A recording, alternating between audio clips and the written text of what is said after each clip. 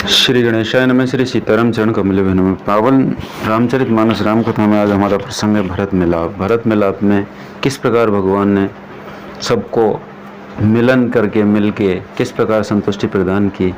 तो आइए शुरू करते हैं। शुरू करने से पहले मैं आप लोगों से निवेदन करता हूं कि जो लोग चैनल पर पहली बार हैं आवश्यक रूप से सब्सक्राइब करें और वीडियो के अंत तक जानना नहीं भूलें, जिससे आपको पूरी जानकारी मिल सके।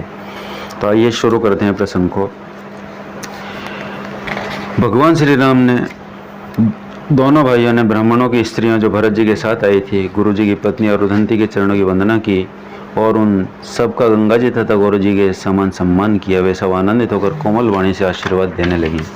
तब दोनों भाई पैर पड़कर सुमित्रा जी की गोद में जा चिपटे, मानो किसी अत्यंत दरिद्र को संपत्ति से भेंट हो गई हो। फिर दोनों भाई माता कौशल्या जी के चरणों में गिरे। प्रेम के मारे उनके सारे अंग शिथिल हैं। बड़े ही स्नेह से माता ने उन्हें हृदय से लगा लिया और नेत्रों से बहे हुए प्रेम आंसुओं से उन्हें नहला दिया।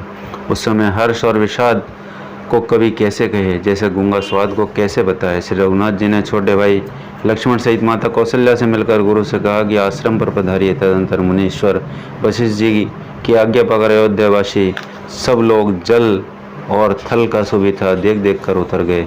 ब्राह्मण, मंत्री, माताएं, गुरु आदि गिने चुने लोगों को साथ लिए भरत जी, लक्ष्मण जी और श्री रघुनाथ जी पवित्र आश्रम को चले। सीता जी आकर मुनिश्रेष्ठ वशिष्ठ जी के चरणों लगी और उन्होंने मन मांगे उचित आशीष पाई। फिर मुनियों की स्त्रियों सहित गुरुपत्नी और रुदंती जी से मिले। उनका जितना प्रेम था वह कहा नहीं जाता। सीता जी ने सभी के चरणों की अलग अलग वंदना करके अपने हृदय को प्रिय लगने वाले आशीर्वाद पाए। जब सुकुमारी सीता ने सब सासुओं को देखा तब उन्होंने सहम कर अपनी आंखें बंद कर ली। सासुओं की बुरी दशा देखकर उन्हें ऐसा प्रतीत हुआ मानो राजहंसनियाँ बदिक के वश में पड़ गई हों। मन में सोचने लगी कुचाली विधाता ने क्या कर डाला। उन्होंने सीता जी को देखकर बड़ा दुख पाया। जो कुछ सदैव सहावे वह सब सहना ही पड़ता है। तब जानकी जी के हृदय में धीरज धरकर नीलकमल के समान नेत्रों में जल भरकर सब सासुओं से जाकर मिली। उस समय पृथ्वी पर करुणा छा गई। सीता जी की सबके पैरों लग लग कर अत्यंत प्रेम से मिली और सब सासुएं स्नेह व हृदय से आशीर्वाद दे रही हैं कि तुम सुहाग से भरी रहो। सीता जी और सब रानियाँ स्नेह के मारे व्याकुल हैं। तब ज्ञानी गुरु ने सबको बैठ जाने के लिए कहा। फिर मुनिनाथ वशिष्ठ जी ने जगत की गति को माइक कहकर, अर्थात जगत माया का है, इसमें कुछ भी नित्य नहीं है, ऐसा कहकर कुछ परमार्थ की कथाएं कहीं। तदंतर वशिष्ठ जी ने राजा दशरथ के स्वर्गमन की बात सुनाई। जिसे सुनकर रघुनाथ जी ने दुसह दुख पाया और अपने प्रति उनके प्रेम, स्नेह और उनके मरने का विचार कारण धीर धुरंधर श्री रामचंद्र जी अत्यंत व्याकुल हो गए। वज्र के समान कठोर कड़वी बात सुनकर लक्ष्मण जी, सीता जी और सब रानियां विलाप करने लगी। सारा समाज शोक से अत्यंत व्याकुल हो गया, मानो राजा आज ही मरे हैं। फिर मुनिश्रेष्ठ वशिष्ठ जी ने राम जी को समझाया। तब उन्होंने समाज से शेष नदी मंदाकिनी में स्नान किया। उस दिन प्रभु श्री रामचंद्र जी ने निर्जल व्रत किया। मुनि वशिष्ठ जी ने कहने पर भी किसी ने जल भी ग्रहण नहीं किया। दूसरे दिन सवेरा होने पर मुनि वशिष्ठ जी ने रघुनाथ जी को जो जो आज्ञा दी वह सब कार्य प्रभु श्री राम जी ने श्रद्धा भाव सहित आदर के साथ किया। वेदों में जैसा कहा गया उसी के अनुसार पिता की क्रिया करके पाप रूपी अंधकार के नष्ट करने वाले सूर्य रूपी श्री रामचंद्र जी शुद्ध हुए, जिनका नाम पाप रूपी रुई तुरंत जलाकर डालने के लिए अग्नि है और जिनका स्मरण मात्र समस्त शुभ मंगलों का मूल है, वे भगवान श्री राम जी शुद्ध हुए। साधुओं की ऐसी सम्मति है कि उनका शुद्ध होना वैसे ही है जैसे तीर्थों के आह्वान से गंगा जी शुद्ध होती हैं। गंगा जी तो स्वभाव से ही शुद्ध हैं।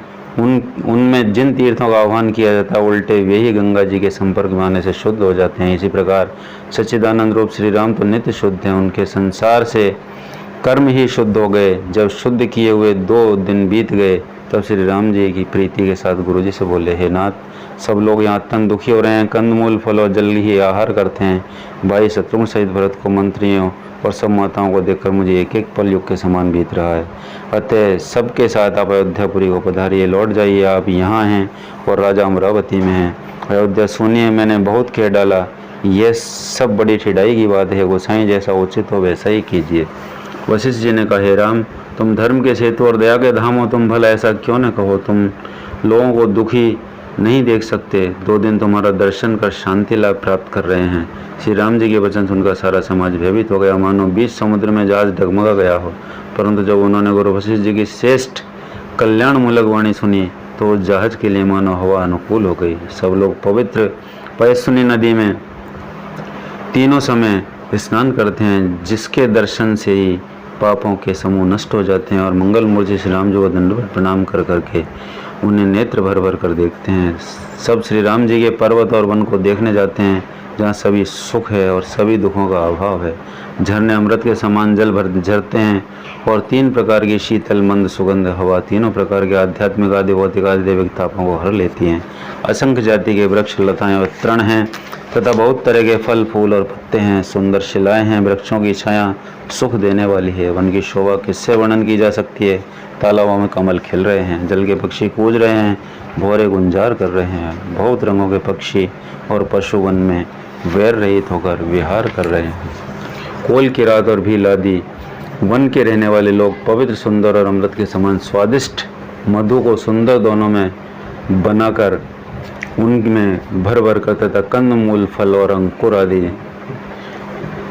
जोड़ियों को सबको बिना और प्रणाम करके उन चीज़ों के अलग अलग स्वाद भेद गुण और नाम बता बता कर देते हैं। लोग उनका बहुत दाम देते हैं पर वे नहीं लेते और लौटा देने में श्री राम जी की दुहाई देते हैं। प्रेम में मगन हुए वे कोमल वाणी से कहते हैं कि साधु लोग प्रेम को पहचान कर उसका सम्मान करते हैं। अर्थात आप साधु हैं, आप हमारे प्रेम को देखिए, दाम देकर या वस्तुएं लौटाकर हमें प्रेम का तिरस्कार न कीजिए। आप तो पुण्यात्मा हैं, हम नीच निषाद हैं। श्री राम जी की कृपा से ही हमने आप लोगों का दर्शन पाया है। हम लोगों को आपके दर्शन बड़े ही दुर्लभ हैं, जैसे मरुभूमि के लिए गंगा जी की धारा दुर्लभ है। देखिए कृपालु श्री राम जी ने निषाद पर कैसी कृपा की है। जैसे राजा हैं वैसा ही उनके परिवार और प्रजा को भी होना चाहिए। हृदय में ऐसा जानकर संकोच छोड़कर और हमारा प्रेम देखकर कृपा कीजिए और हमको कृतार्थ करने के लिए ही फल तृण और अंकुर लीजिए। आप प्रिय पाहुने वन में पधारे हैं, आपकी सेवा करने योग्य हमारे भाग्य नहीं है। हे स्वामी, हम आपको क्या देंगे। भीलों की मित्रता तो बस ईंधन और पत्तों ही तक है। हमारी तो यही बड़ी भारी सेवा है कि हम आपके कपड़े और बर्तन नहीं चुरा लेते। हम लोग जड़ जीव हैं, जीवों की हिंसा करने वाले हैं, कुटिल कुचाली कुबुद्धि और कुजाती हैं। हमारे दिन रात पाप करते ही बीतते हैं, तो भी न तो हमारी कमर में कपड़ा और न पेट ही भरते हैं। हम में स्वप्न में भी कभी धर्म बुद्धि कैसी। ये सब तो श्री रघुनाथ जी के दर्शन का प्रभाव है। जब से प्रभु के चरण कमल देखे तब से हमारे दूसरे दुख और दोष मिट गए। वनवासियों के वचन सुनकर अयोध्या के लोग प्रेम से भर गए और उनके भाग्य की सराहना करने लगे। सब उनके भाग्य की सराहना करने लगे और प्रेम के वचन सुनाने लगे। उन लोगों के बोलने और मिलने का ढंग तथा सीताराम जी के चरणों में उनका प्रेम देखकर सब सुख पा रहे हैं। उन कोल भीलों की वाणी सुनकर सभी नर नारी अपने प्रेम का निरादर करते हैं। तुलसीदास जी कहते हैं कि यह रघुवंश मणि श्री राम जी की कृपा है कि लोहा नौका को अपने ऊपर लेकर तैर गया। सब लोग दिनों दिन परम आनंदित होते हुए वन में चारों ओर विचरते हैं। जैसे पहली वर्षा के जल से मेंढक और मोर मोटे हो जाते हैं, प्रसन्न होकर नाचते कूदते हैं। अयोध्यापुर के पुरुष और स्त्री सभी प्रेम में अत्यंत मगन हो रहे हैं। उनके दिन पल के समान बीत जाते हैं। जितनी सासुएं थी उनके उतने ही वेश बनाकर सीता जी सब सासुओं के आदरपूर्वक एक सी सेवा करती हैं। श्री रामचंद्र जी की सेवा इस भेद को और किसी ने नहीं जाना। सब मायाएं पराशक्ति महामाया सीता जी की माया में ही हैं। सीता जी ने सासुओं को सेवा से वश में कर लिया। उन्होंने सुख पाकर सीख और आशीर्वाद दिए। सीता जी समेत दोनों भाइयों को सरल स्वभाव देखकर कुटिल रानी कैकेयी भरपेट पछताई। वे पृथ्वी तथा यमराज से याचना करती है, किंतु धरती फटकर समझ आने के लिए रास्ता नहीं देती और विधाता मौत नहीं देता। लोक और वेद में प्रसिद्ध और कभी भी कहते हैं कि जो श्री राम जी से विमुख हैं उन्हें नरक में भी ठौर नहीं है। सबके मन में संदेह हो रहा था कि ये विधाता श्री राम जी का अयोध्या जाना होगा या नहीं। भरत जी ने तो रात को नींद आती है, न दिन में भूख ही लगती है। वे पवित्र सोच में ऐसे विकल हैं जैसे नीच के कीचड़ में डूबी हुई मछली को जल की कमी से व्याकुलता होती है। भरत जी सोचते हैं कि माता के मिस से काल ने कुचाल की है, जैसे धान के पकते ही ईति का भय उपस्थित हो। अब श्री राम जी का राज्याभिषेक किस प्रकार हो, मुझे तो एक ही उपाय नहीं सूझ पड़ता।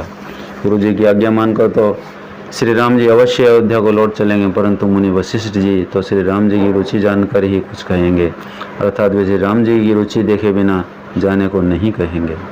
माता कौशल्या जी के कहने से वे श्री रघुनाथ जी लौट सकते हैं, पर भला श्री राम जी को जन्म देने वाली माता क्या कभी हट करेगी। मुझ सेवक की तो बात ही कितनी, उसमें भी समय खराब, मेरे दिन अच्छे नहीं और विधाता प्रतिकूल है। यदि मैं हट करता हूँ तो यह घोर कुकर्म होगा, क्योंकि सेवक का धर्म शिव जी के पर्वत कैलाश से भारी निभाने में कठिन है। एक भी युक्ति भरत जी के मन में न ठहरी। सोचते ही सोचते रात बीत गई। भरत जी प्रातःकाल स्नान करके प्रभु श्री राम जी को सिर नवाकर बैठे ही थे कि ऋषि वशिष्ठ जी ने उनको बुला भेजा।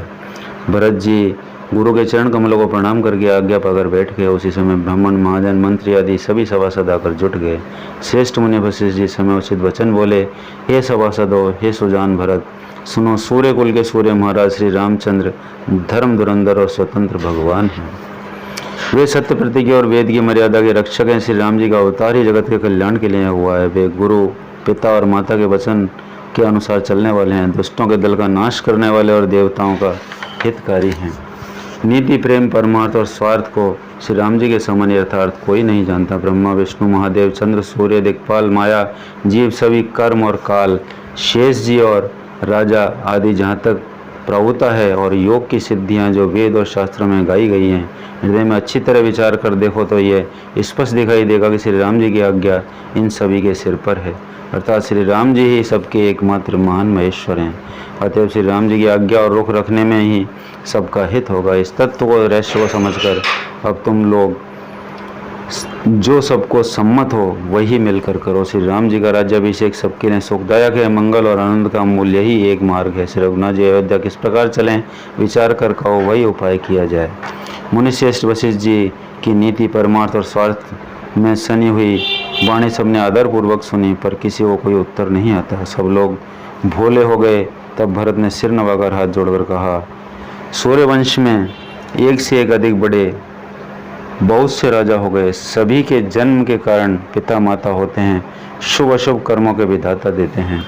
आपकी आशीष ही एक ऐसी है जो दुखों का दमन करके समस्त कल्याणों को सज देती है। यह जगत जानता है। स्वामी, आप वही हैं जिन्होंने विधाता की गति को भी रोक दिया। आपने जो टेक दी उसे कौन टाल सकता है। अब आप मुझसे उपाय पूछते हैं, यह सब मेरा अभाग्य है। भरत जी के प्रेम में वचनों को सुनकर रोज के हृदय में प्रेम उमड़ाया। वे बोले, हे तात, बात सत्य है, पर है राम जी की कृपा से ही। राम भूमि को तो स्वप्न में भी सिद्धि नहीं मिलती है। तात, मैं एक बात कहने में सचाता हूँ। बुद्धिमान लोग सरस जाता देखकर आधा छोड़ दिया करते हैं। अतः तुम दोनों भाई वन को जाओ और लक्ष्मण, सीता और श्री रामचंद्र जी को लौटा दिया जाए। सुंदर वचन सुनकर दोनों भाई हर्षित हो गए। उनके सारे अंग परमानंद से परिपूर्ण हो गए। उनके मन प्रसन्न हो गए, शरीर में तेज सुशोभित हो गया, मानो राजा दशरथ जी उठे हों और श्री राम जी राजा हो गए हों। अन्य लोगों को तो इससे लाभ अधिक और हानि कम प्रतीत हुई, परंतु रानियों को दुख सुख समान ही थे। राम लक्ष्मण वन में रहें या भरत शत्रुघ्न, दोनों पुत्रों का वियोग तो रहेगा, यह समझकर वे रोने लगे। भरत जी कहने लगे, मुनि ने जो कहा वह करने से जगत भर के जीवों की इच्छित वस्तु देने का फल होगा। 14 वर्ष की कोई अवधि नहीं, मैं जन्म भर वन में वास करूंगा। मेरे लिए इससे बढ़कर कोई सुख नहीं है।